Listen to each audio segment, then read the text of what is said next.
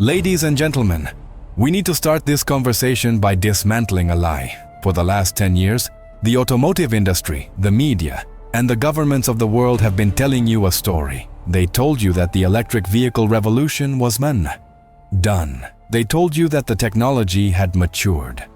They told you that if you didn't buy an electric car, you were simply a laggard, stuck in the past. They coined the term range anxiety to shame consumers, suggesting that the fear of running out of power was a psychological disorder rather than a logical reaction to a flawed infrastructure. But let us look at the reality of 2026. The electric car market is not exploding. It is plateauing. Why? Because the early adopters, the tech enthusiasts who tolerate flaws, have already bought their cars. Now, the industry is trying to sell to the average person, and the average person looks at the current technology and says, no. They say no to waiting 45 minutes at a charging station in the rain.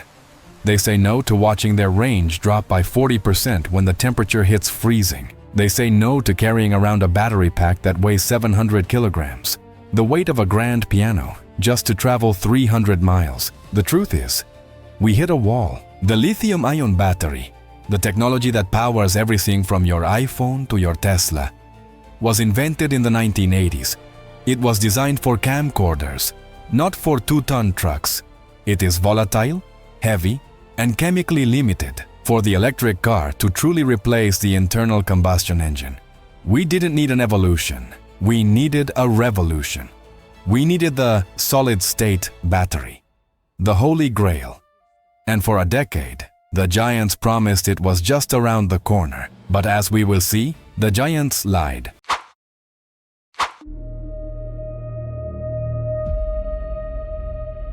Toyota, VW, Dyson. To understand the magnitude of the news we are discussing today, we must first tour the graveyard of failed promises. Let's start with Toyota, the largest automaker on Earth. They saw the limitations of lithium-ion before anyone else. Over a decade ago, they began a massive project to build solid-state batteries. They filed over 1,200 patents. In 2017, they confidently announced that solid-state cars would be on the road for the 2020 Tokyo Olympics. The Olympics came and went. No car. Then they moved the goalpost to 2025. Now, in 2026, they are whispering about limited prototyping in 2028. Why? Because what works in a sterilized laboratory fails in the real world. But Toyota is not alone. Remember Sir James Dyson? The man who reinvented the vacuum cleaner? He spent £500 million of his own money trying to build a solid-state electric car. He hired the best engineers in the UK. He built a prototype. And then he cancelled the entire project. He realized that he couldn't make the battery commercially viable. He famously said the technology was commercially impossible. Then we have Volkswagen and their partner, QuantumScape. This was supposed to be the dream team. German manufacturing meets Silicon Valley innovation. Bill Gates invested. Volkswagen poured in hundreds of millions. QuantumScape went public on the stock market, and their value soared. But then, the reality set in. The data showed that while their cells resisted fire, they were incredibly difficult to manufacture at scale. The stock price collapsed, wiping out billions in value. This created a boy who cried wolf scenario. The public stopped believing. We accepted that the Holy Grail was a myth, always 5 years away.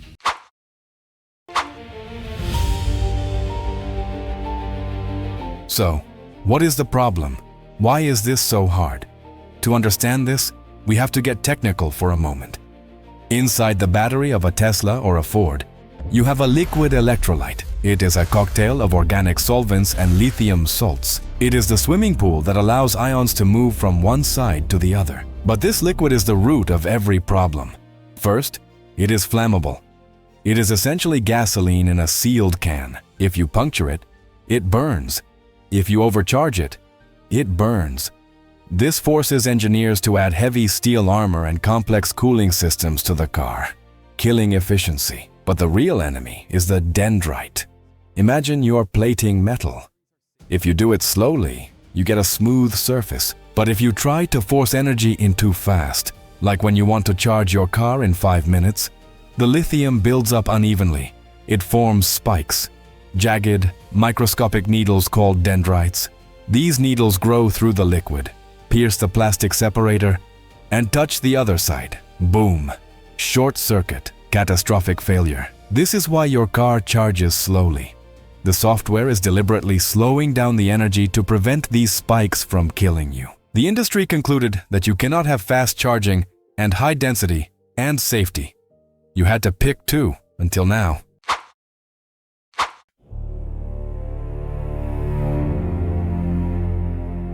Now, you might be screaming at your screen, but wait, China already has solid-state batteries.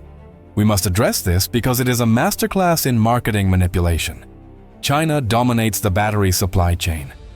Companies like KITL and BYD are titans. And yes, companies like NIO have released cars with solid-state on labels, boasting 1,000 kilometers of range. But read the fine print. These are semi-solid batteries.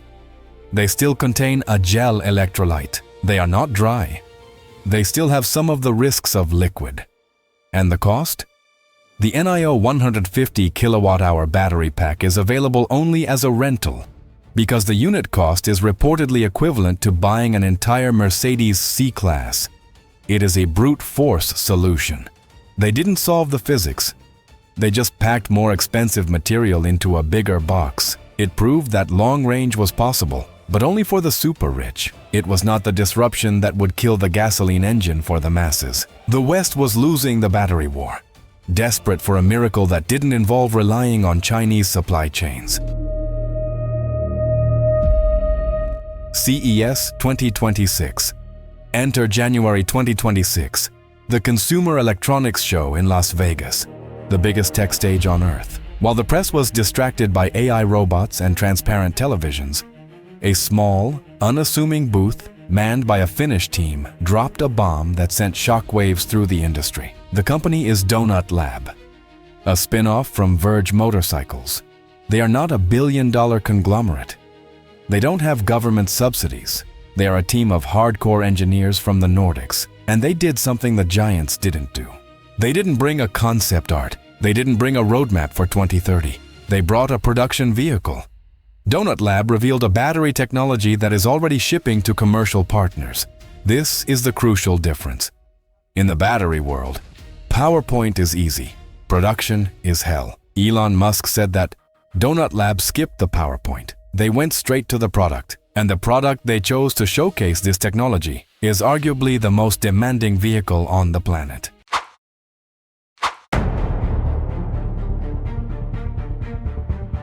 The Verge TS Pro. Why a motorcycle? Why not a car? This is a strategic masterstroke. Think about the environment of a motorcycle. The Verge TS Pro is a beast.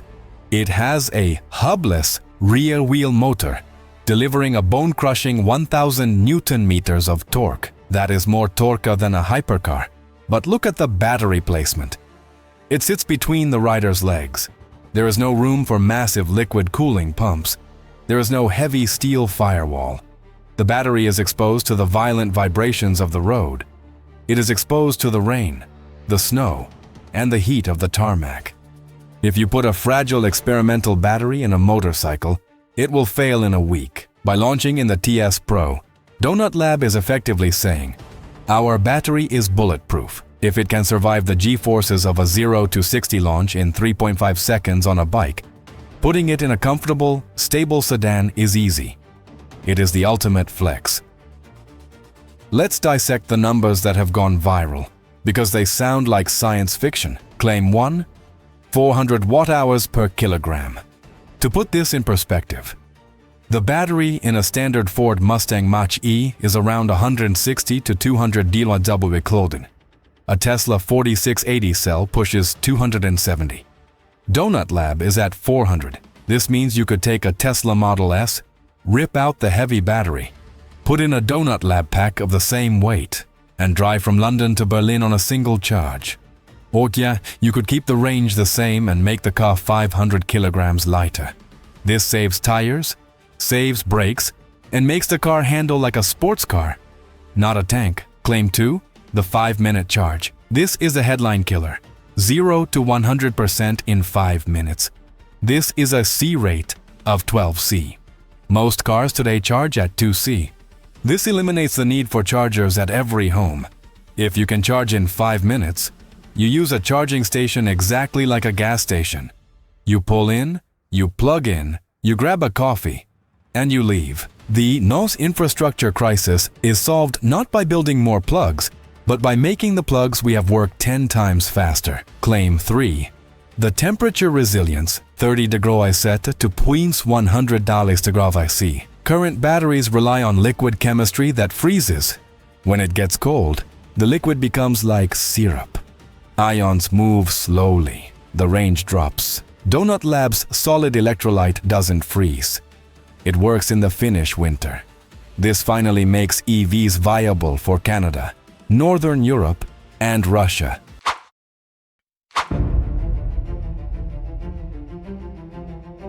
How do they beat physics?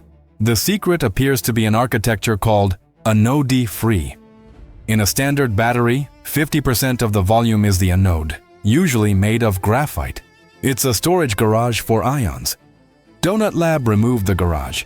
They plate the lithium directly onto the current collector. This saves massive amounts of space and weight. Historically, this caused the dendrite explosion we talked about, but Donut Lab uses a proprietary compliance layer, a nanomaterial that acts like a flexible skin. It allows the battery to breathe as the lithium plates and strips, preventing the spikes from forming. They also integrated supercapacitor DNA.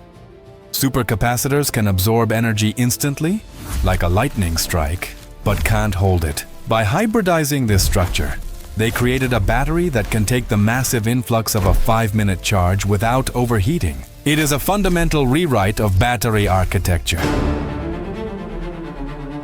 Now, we must discuss the dark side of this news, the economic fallout. There is a business concept called the Osborne effect. In the 1980s, Osborne Computer Corporation announced a new, superior machine was coming soon. The result? Sales of their current machine dropped to 0 overnight. The company went bankrupt before the new machine ever launched.